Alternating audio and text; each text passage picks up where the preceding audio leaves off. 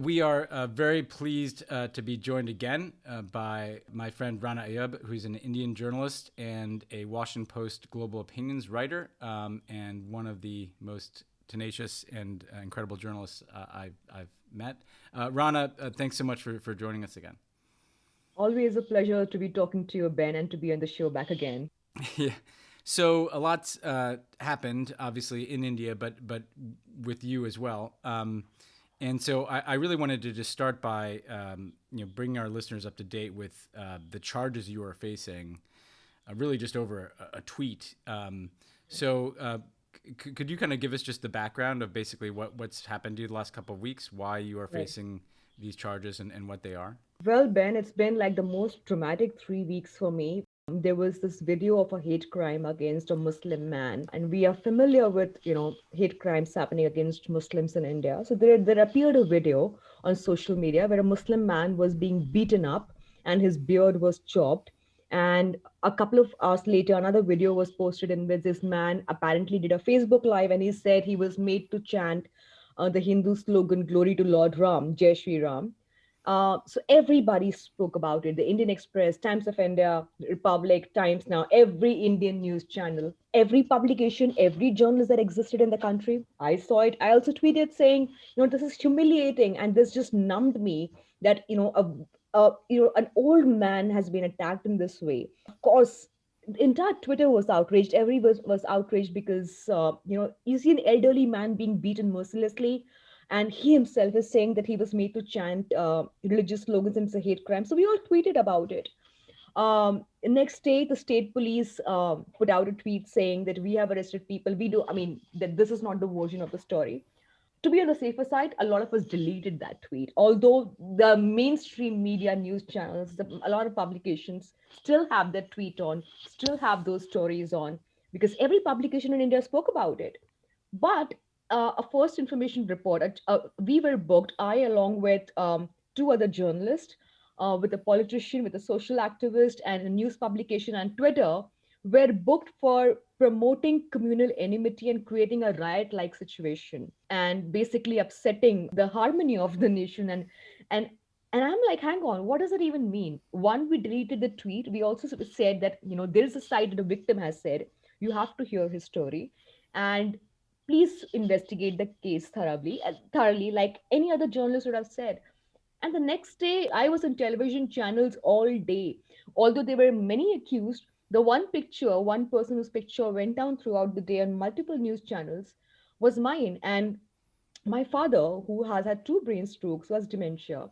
And, he was watching and he broke down. He said, "What's happening to my daughter?" So my lawyer said, and everybody started clamoring on social media saying, "Arrest these people, these journalists, especially me. They have been trying to defame India on an international level. These are people like somebody from the right wing in India specifically wrote, this is the woman who wrote the Time magazine cover.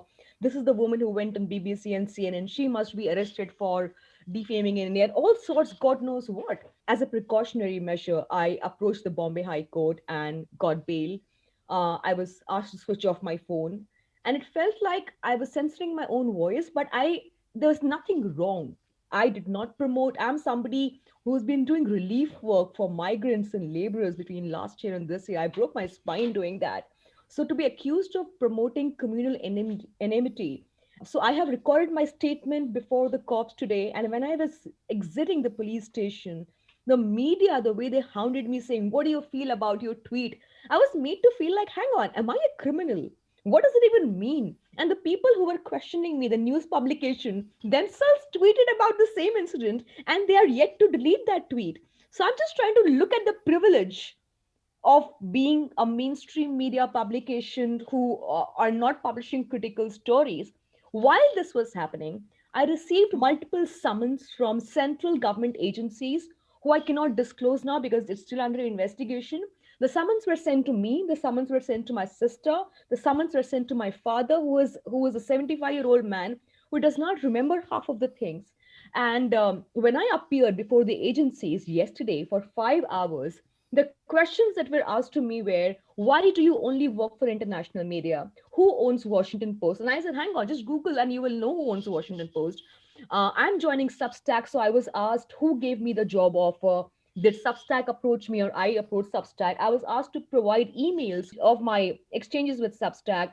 I was asked if Washington Post deliberately was trying to create discontent in India, was trying to malign Narendra Modi's image. I was asked why did I write the Time magazine cover? And I'm trying to understand, since when did journalism become a crime? And these are agencies which are supposed to deal with criminals. And here am I Yeah. being asked questions about my journalism. So this is so crazy. But so basically, just to summarize, there's a very prominent attack on this elderly man. Lots of people are tweeting about it. You're one of them. Right. You and a couple other journalists and three Congress politicians are basically charged with kind of inciting intercommunal violence just because you tweeted about this attack. And you're the focus of this, and I'll get back to that. But what risk are you facing? I mean, what do these charges carry with it? What is the extent of the risk that you currently face for just being a journalist who tweeted? I face probably, depending on how the investigation goes, there could be a jail sentence for 3 to 6 years, depending on how the investigation goes and depending on whether they find my answers satisfactory or not. The moment I left the police station today, I got a call. I have a very frantic call from my sister. She said, "Why am I getting notices?" And I said, "What have you done?" She said, "I don't know. Why am I Yeah. getting notices?" And that completely, I have to now I'm running from pillar to post to fight multiple cases. And I'm like, it's not that I don't know what will be the outcome of it. But one thing is for sure, for the next few days, weeks, I won't be able to do any journalism because we have filed a case against, you have sent summons to my father. I have to appear on his behalf because he's suffering from dementia. I have no idea. It's a very uncertain future, Ben. I really don't know. I really don't know if I could be jailed. I really don't know if I will not be jailed. I really don't know what's the price my family will have to pay. I really don't know what's the price that I will have to pay. I don't know how probably I'll be maligned in multiple publications. Probably there will be leaks to media. I have no idea. But the attempt and the intent certainly seems to be intimidation. And that seems to be working. Well, it's and this seems connected in a way, although you never know exactly why things happen. But you did publish this Time magazine cover Right. about the Delta variant and about Right. the Modi government's kind of failure to prepare for and respond Right. to this wave of COVID. Right. I tell people because I noticed this on Twitter myself, Right. but what the kind of response to that piece was from the kind of pro Modi media Right. trolls and the apparatus in India, and how that might be connected to the pressure you're under now. Right. So when I published the Time magazine cover and subsequently I wrote this piece for Washington Post and then I was appearing on CNN and BBC on multiple shows, there was a Twitter trend on how I was working for the CIA. Now I am just trying to understand how bizarre that is, Yeah. that how the CIA is trying to destabilize India using journalists like me and also naming other publications like the New York Times and the Washington Post and the BBC, accusing every international publication of discrediting Modi and maligning his image for his mismanagement of COVID 19. Somebody who is a very pro government lackey, Mr. Mohandas Pai, he goes on one of India's leading news channel, Times Now, and calls me by name a vulture journalist for printing pictures of crematoriums on the cover of Time magazine. Times Now does an entire 1 hour show on how international media, whether it is New York Times, Wall Street Journal, Le Monde, The Australian, everybody seems to have an agenda. And as somebody who has often been vocal of my criticism of Narendra Modi, and it's not the first time somebody who's written a Time magazine cover has been picked up. Atish Tasir, who wrote a Time magazine cover on Modi, which was called Divider in Chief, I remember. He said on Twitter that his OCI card, his residency card to India was revoked. Now that's reasons known best to him, but he says it was censorship. In my case, I know there's nothing that they have done related, but everything seems to have started with Twitter trolls saying, investigate Rana Ayyub, tagging various agencies saying, please send summons to her. And then ironically, the summons come to me. So I wonder if these Twitter trolls or these right wingers are literally running the narrative. And I am clearly paying the price of this, of my reportage during the second wave of the Delta variant, because me and multiple other journalists who are being stellar reporting, I think some of a lot of ground journalists have been putting India and India's story that the world needs to know. And I spoke about the undercounting of tests. I spoke on your show as well on the Yeah. podcast. I went on the Christiana Manfor show. I went on BBC. I went on multiple every news channel, and I spoke about what I saw on the ground. Now that's what journalists need to do. They need to speak truth to power. I have done nothing. I have written a cover which was widely read. So it is not something that I have reported on previous regimes also. In the Congress regime before Narendra Modi was in power, I have criticized earlier regimes also. That is my job as a journalist. I'm not here to be somebody's cheerleader. I'm here as a true patriot of this country. My job demands that I speak for people of this country, not for those who govern me. So I thought I was speaking for the people of this country. I was giving them a voice. I was being a voice for the voiceless. Never did I think that there would be a backlash of this nature. I mean, it's interesting to me too because Narendra Modi uses Twitter to great effect, as does his following, and yet here he is kind of trying to make Twitter an enemy and control it. Yes. Narendra Modi courts positive coverage from Time Magazine and international. Right. So what's very very interesting about this kind of blend of someone who kind of got elected in a democracy and wants to use the organs of the media to suit himself while controlling them. It feels like a much more, particularly with Twitter, where he's kind of essentially aiming to be able to determine what's on the platform and what's not. It feels like he's trying to turn these, what are usually seen as democratic institutions, the media, Right. into kind of an authoritarian mouthpiece in a way. Absolutely. I mean, I'm not the least bit sympathetic towards Twitter, because I'm like, you guys have been Yeah. enabling regimes all over the world. So I have no sympathies for Twitter for that matter. But I do believe that what is happening, what the government's reaction to Twitter is basically an attack on free speech. Now, Indians were really celebrating, and the world was celebrating when Twitter suspended the account of Donald Trump. If Twitter flags the tweets of BJP ministers, of ministers in the government, who are publishing fake news, and Twitter labels it as manipulated media, that should not be labeled a crime. That is not a crime. A fact checking website in India called Alt News published an entire narrative on how the ruling party published fake videos, which were later shared on Twitter. There was an offensive against alt news for doing this fact check and labeling them as kind of enablers of the opposition and enablers of Twitter and running a foreign agenda. So it seems like the government is trying to hit too many targets with the same stone. It's trying to target Twitter. It's trying to target journalists who have been dissenters. Mr. Modi needs to decide for himself. Like, he speaks at the G7 summit, talks about freedom of speech, freedom of expression, talks about not censoring internet, not censoring, talking about democratic values. But here, on the other hand, you are punishing people for one tweet selectively. You are sending summons to journalists. I need to understand what kind of free speech is this, and why should I am telling, I know for a fact, Ben, that I'm giving this interview, and when this is published, there's going to be a backlash. I'll be Yeah. accused of some kind of, but I'm speaking. I know there will be a backlash, and I've still chosen to speak to you today because my silence has for far too long been seen as my complicity. My silence is not my complicity. I have been trying to cooperate with the law. I respect the law of the land, which is why I've been silent for the last 3 weeks. But I had to speak out in the Washington Post, and I have to speak to you because my silence is being construed as somebody who has taken responsibility for actually maligning Modi, somebody who's actually spreading communal disharmony in the country.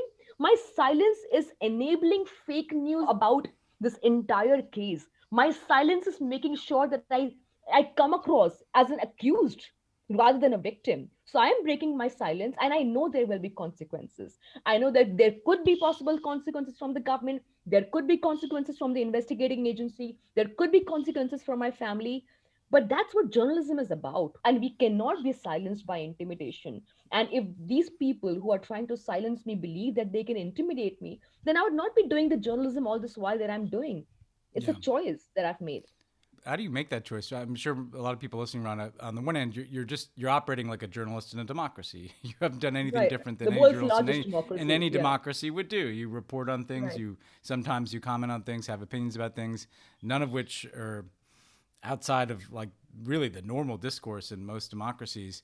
And yet it feels like the whole world is changing around you. How do you get that motivation to speak out and to keep going? I mean, and to take those risks. Where does that come from? I don't know, Ben. Honestly, some days I do break down. Like today, I was at the police station. I was dealing with my mom calling me saying your dad wants to video call you to check if you're okay because you're going to the cop because you were sitting at the investigation agency yesterday before I flew to Delhi. My sister is calling saying, listen, I received this notice. My brother is calling because my lawyers back in Bombay are calling. And I'm like, you know what? Is it really worth it? Let me just lead a comfortable life. Let me just take a fellowship Yeah. and go somewhere and just disappear. But then there are people who write emails to me saying they see a ray of hope in me. And I see me and other many unsung journalists, local media who might be censored by gatekeepers as the ray of hope in a country, the world's largest democracy, which is trying to retain freedom of speech in a country, which is trying to retain a semblance of freedom of expression in the country. Running away is not the solution. I have a responsibility to this profession. I just cannot run away when it gets difficult. When I get all the awards and I feel I bask in the glory of it. When I'm appreciated, I bask in the glory. So, yes, these are tough times and I have to face it. There are people, random strangers on Instagram and Twitter, and who send out tweets to me saying, I want to name my daughter after you. And that feels like instantly in that moment, you're like, how do you let these people down? They trust you. They trust you to speak truth to power. How do you let them down? There are people in this country, and it's not just about my community, which I'm often accused of, including by the investigating agencies, if I report certain things because I'm a Muslim. No, I do not. Yes, I happen to be a part of the community. Yes, this is my lived experience, and nobody can deny my lived experience. But I also speak for the marginalized. I want to be the voice of the voiceless. And this is not a journalism that I started yesterday. I've been doing this journalism for the last 14 years. I don't know what keeps me going, Ben, but there's nothing better that I think that I can do in Yeah. life. It's Yeah. just to do what I do, is to write and report. And I don't know if anything else to do in life. I don't have any other skill set, I guess. But Yeah. I think there are people in this country. There are people in this country who really want me to do this, and I think I'm doing it for them. This is the government might consider it anti-national, but I consider it the highest form of Yeah. patriotism. Yeah. No, I think so. And knowing you, I mean, it's you have an incredible kind of spirit that just motivates you forward. One of the complicated things I was going to ask you, what can people do who feel a sense of solidarity with you? What would you like journalists to be doing to support you in India and around the world?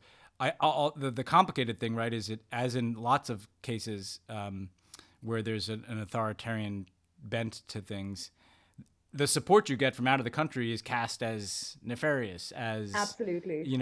undermining of India, when it's not. It's just people who want to support journalism everywhere, want to support the idea of the truth everywhere, want to support people who are giving voice to the voiceless everywhere. So how do you balance that? What do you say to people who want to express solidarity, want to support you, recognizing that any support that you get from out of the country can be distorted there? I mean, what would you say to people about the ways in which they can support Right. press freedom in India and Rana Ayyub in this difficult moment? Right. I think, Ben, anybody who speaks the unpopular truth anywhere in the world, I mean, they will be labeled. They will be given labels. They will be called agents of a certain regime. They will be accused of destabilizing. But I believe that the unpopular truth has to be spoken time and again because the unpopular truth needs to amplify it. I find myself complicit in not speaking enough sometimes for fellow journalists across the world, whether they're in Philippines or whether they're in Turkey. Yeah. These are journalists who we need to speak more often about. Probably I don't speak as much about them as I should be. I have found myself complicit of not probably speaking louder for my colleagues in India as I should have, although I've tried my best.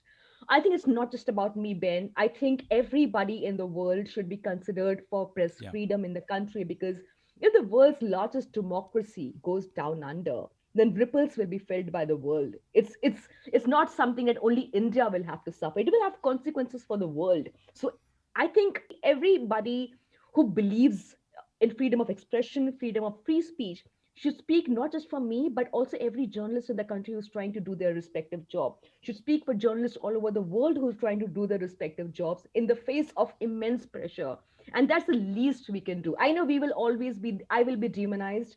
I know a part of a section of people will always see me as the villain, but I'm not here to be popular. I Yeah. mean, nobody wants to be. I'm not here. Like I always say this. I don't want to be popular. Yes, I know I'm going to be demonized for this. I'm going to be demonized for this interview, saying I'm giving another interview to another international publication. But that's how it is. That's how truth is. Truth is not glamorous. Truth is not good looking. Truth is how it should be. I hope you know that the um, uh, all that trolling, all that hate is more reflection of the people that do it, and has no reflection on you whatsoever, Rana. Thanks so much for keeping us updated. We will keep our attention on this. I will say that this does feel like kind of ground zero for press freedom in the world. As you say, Right. the world's largest democracy is so precious to democracy globally. And I should say to people, given the risks you're willing to take, I think that makes all of us should make all of us consider in this country and other countries, people who listen to this podcast around the world, that we can do better by press freedom and democracy too. But thanks so much, Rana, for joining us. Any last words you want to leave us with here? We'll be watching your case and keeping in touch, of course. I just want to tell the world that I cannot be silent. So, anybody who's trying to intimidate me, anybody who's trying to pressurize me, anybody who thinks that all these mind games will kind of silence me, no, I'm not going to be silenced. I'm starting a new gig beginning 15th of July. I'm going to be on the ground. I'm going to be reporting. Going to speak for the people. So, nothing that I do will ever stop. And I stand with the people of this country and I stand for free speech and I always will. And where can people follow your work? I'll be starting my own Substack from the 15th of July, where people can find me, where people can find my reports. I'll be starting investigations, long form reportage interviews. 15th of July, besides Washington Post, people can find me on Substack. So that's my entry, which is why I was also asked by the investigating agency, what is Substack? So for Yeah. all those who are watching, that's where I will be from the 15th of July. Yeah, and Substack is something that allows people to have a voice wherever they are. That's all. Absolutely. So people should Absolutely. definitely check that out. Absolutely. Okay, well, thanks so much, Rana, and we'll be in touch, and we'll keep our attention on this. Thank you so much for having me, Ben, as always.